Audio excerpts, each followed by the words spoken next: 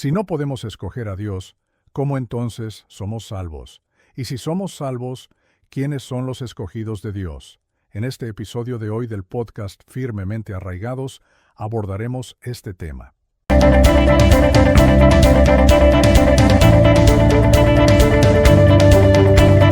¿Cómo somos salvos? Y si somos salvos, ¿quiénes son los escogidos de Dios? Somos salvos por gracia, a través de la fe, no por obras para que nadie se jacte. Lo dice la Biblia en Efesios 2, 8 al 9. Porque por gracia sois salvos por medio de la fe, y esto no de vosotros, pues es don de Dios, no por obras, para que nadie se gloríe. Las buenas obras no son malas, son buenas. Como cristianos, deberíamos querer hacerlas. El hecho de que no seamos salvos por nuestras obras no significa que no debemos preocuparnos por vivir una vida de obediencia gozosa a la palabra de Dios. Jesús declara enfáticamente: si me amáis, guardaréis mis mandamientos. Juan 14:15. La obediencia, por frágil y débil que sea, es evidencia de nuestro amor por Cristo. Lejos de socavar el Evangelio de la gracia, las buenas obras son el complemento perfecto para el Evangelio. Somos salvos, no por buenas obras. Para estar claros, las buenas obras son malas cuando se les considera como la base de la salvación. Una persona no es salva por sus obras, sino por la gracia de Dios a través de la fe en Cristo. El apóstol Pablo explica, en Efesios, porque por gracia habéis sido salvados por medio de la fe, y esto no de vosotros, sino que es don de Dios, no por obras, para que nadie se gloríe, porque somos hechura suya, creados en Cristo Jesús para hacer buenas obras, las cuales Dios preparó de antemano para que anduviéramos en ellas. Las obras no son meritorias. La salvación no es de vosotros y no es por obras. Incluso, la fe a través de la cual recibimos la salvación es un don generoso de Dios. Como criaturas caídas, nuestros mejores esfuerzos están llenos de pecado. Tomando prestado de Francis Schaeffer, ¿cuántos cubos finitos de buenas obras se necesitarían para llenar el abismo infinito que existe entre Dios y nosotros debido a nuestro pecado? Las buenas obras no proporcionan ninguna base para jactarse, porque son completamente inútiles para salvar. El único fundamento de la salvación es Cristo. Somos salvos por sus obras, no las nuestras. Somos salvos para buenas obras. Las buenas obras no son malas cuando son vistas como el objetivo de la salvación, no su base. Si bien las buenas obras no son meritorias para la salvación, son un componente necesario de la fe cristiana. Como dice Santiago, la fe sin las obras está muerta. Santiago 2:26. Pablo hace esta misma observación cuando afirma que no somos salvos por buenas obras, sino que somos salvos para buenas obras. Cada palabra en Efesios 2:10 es importante para poder explicar el papel que juegan las buenas obras en la vida cristiana. Aprendemos que las buenas obras son el resultado, no la causa, de que seamos nuevas criaturas, y ellas atestiguan el hecho de que hemos sido redimidos para que nuestras vidas puedan reflejar las cualidades y el carácter de Dios. Las buenas obras son también el resultado de estar unidos a Cristo. Fuera de Él, no podemos hacer nada que agrade a Dios, pero en Cristo fuimos creados para realizar actos de obediencia que honran a Dios. En Cristo podemos estar seguros de que Dios acepta nuestros débiles e inestables esfuerzos. Pablo declara, además, que las buenas obras son el resultado del patrón de Dios para la vida cristiana. No necesitamos preguntarnos qué es lo que Dios requiere de nosotros. Él nos lo dijo en su palabra. Las buenas obras son actos hechos en conformidad con la palabra de Dios. ¿Cómo se relaciona todo esto con los escogidos por Dios? Bueno, precisamente somos salvos porque Dios nos ha escogido de antemano, pues de otra forma no podemos ser salvos. Por lo tanto, como somos seres caídos y no podemos escoger a Dios, Él debe hacer su obra previa para salvarnos. Por eso decimos que Dios nos escoge. Entonces, ¿quiénes son los escogidos de Dios? En pocas palabras, los escogidos de Dios son aquellos a quienes Dios ha predestinado para salvación. Se les denomina escogidos, porque esa palabra denota determinar de antemano, ordenar, decidir antes de tiempo. Así las cosas, el concepto de que Dios elige a los que se salvarán, predestinación, no es polémico. Es una verdad bíblica. Juan 6:44, Romanos 8:28-30, Efesios 1:4-5. Lo que es controversial es cómo y de qué manera Dios escoge a aquellos que serán salvos. A lo largo de la historia de la Iglesia, ha habido dos puntos de vista principales sobre la doctrina de la elección. Un punto de vista, que llamaremos el punto de vista presciente o de presciencia, enseña que Dios, a través de su omnisciencia, conoce a aquellos que con el tiempo elegirán por su propia voluntad poner su fe y confianza en Jesucristo para su salvación. A partir de esta presciencia divina, Dios elige a estas personas antes de la fundación del mundo. Efesios 1:4.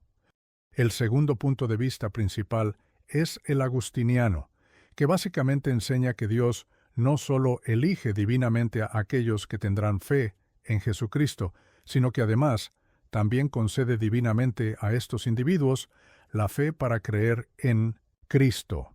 En otras palabras, la elección de Dios para la salvación no se basa en una presciencia de la fe de un individuo, sino que se basa en la gracia libre y soberana de Dios Todopoderoso. En definitiva, la diferencia radica en lo siguiente: ¿quién tiene la última palabra en la salvación, Dios o el hombre? En el primer punto de vista, el punto de vista presciente, el hombre tiene el control. Su libre albedrío es soberano y se convierte en el factor determinante en la elección de Dios. Dios puede ofrecer el camino de la salvación a través de Jesucristo, pero el hombre debe elegir a Cristo por sí mismo, para que la salvación sea real. En última instancia, este punto de vista reduce el concepto bíblico de la soberanía de Dios. Este punto de vista pone la provisión de salvación del Creador a merced de la criatura. Si Dios quiere gente en el cielo, tiene que esperar que el hombre elija libremente su camino de salvación. De hecho, el punto de vista presciente de la elección no es en absoluto un punto de vista de la elección, porque Dios no está realmente eligiendo, solo está confirmando. En última instancia, es el hombre quien elige. En el punto de vista agustiniano, Dios tiene el control. Él es quien, por su propia voluntad soberana, elige libremente a aquellos a quienes salvará. Él no solo elige a los que va a salvar, sino que realmente los salva. En vez de simplemente hacer posible la salvación, Dios elige a aquellos a quienes salvará, y luego los salva. Este punto de vista coloca a Dios en el lugar que le corresponde como creador y soberano. El punto de vista agustiniano no está exento de problemas. Los críticos han afirmado que este punto de vista le quita al hombre su libre albedrío. Si Dios elige a los que se salvarán, entonces, ¿qué diferencia hay para que el hombre crea? ¿Para qué predicar el Evangelio? Además, si Dios elige según su voluntad soberana, ¿cómo podemos ser responsables de nuestras acciones? Todas estas son preguntas buenas y legítimas que necesitan respuesta. Un buen pasaje para responder a estas preguntas es Romanos 9, que es el pasaje más profundo sobre la soberanía de Dios en la elección. El contexto del pasaje procede de Romanos 8, que termina con un gran momento de exaltación, por lo cual estoy seguro de que nada ni ninguna otra cosa creada nos podrá separar del amor de Dios, que es en Cristo Jesús, Señor nuestro. Romanos 8, 38-39. Esto lleva a Pablo a considerar cómo podría responder un judío a esa afirmación. Aunque Jesús vino a los hijos perdidos de Israel, y aunque la iglesia primitiva era mayoritariamente judía, el Evangelio se extendía entre los gentiles mucho más deprisa que entre los judíos. De hecho, la mayoría de los judíos veían el Evangelio como una piedra de tropiezo, 1 Corintios 1:23, y rechazaban a Jesús. Esto llevaría al judío promedio a preguntarse si el plan de elección de Dios ha fracasado, ya que la mayoría de los judíos rechazan el mensaje del Evangelio. En todo Romanos 9, Pablo demuestra sistemáticamente que la elección soberana de Dios ha estado en vigor desde el principio. Comienza con una afirmación crucial, porque no todos los que descienden de Israel son israelitas. Romanos 9:6. Esto significa que no todas las personas del Israel étnico, es decir, los descendientes de Abraham, Isaac y Jacob, pertenecen al verdadero Israel, los elegidos de Dios.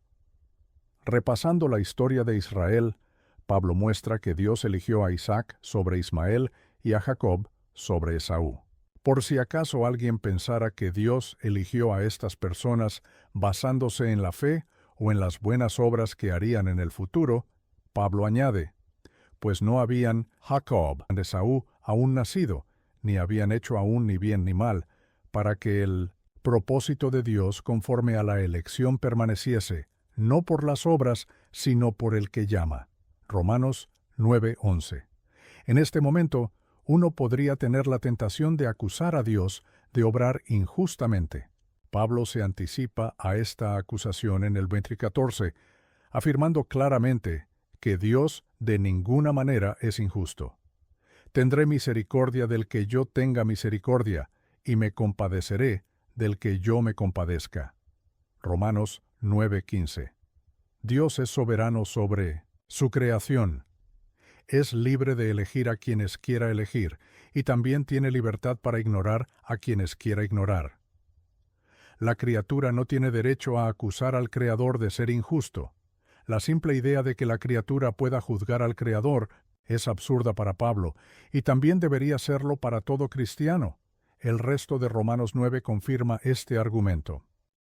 Efesios 1:5 nos dice que Dios nos predestinó para ser adoptados hijos suyos por medio de Jesucristo, según el puro afecto de su voluntad. Según este versículo, la base de que seamos predestinados no es algo que hagamos o vayamos a hacer, sino que se basa únicamente en Dios.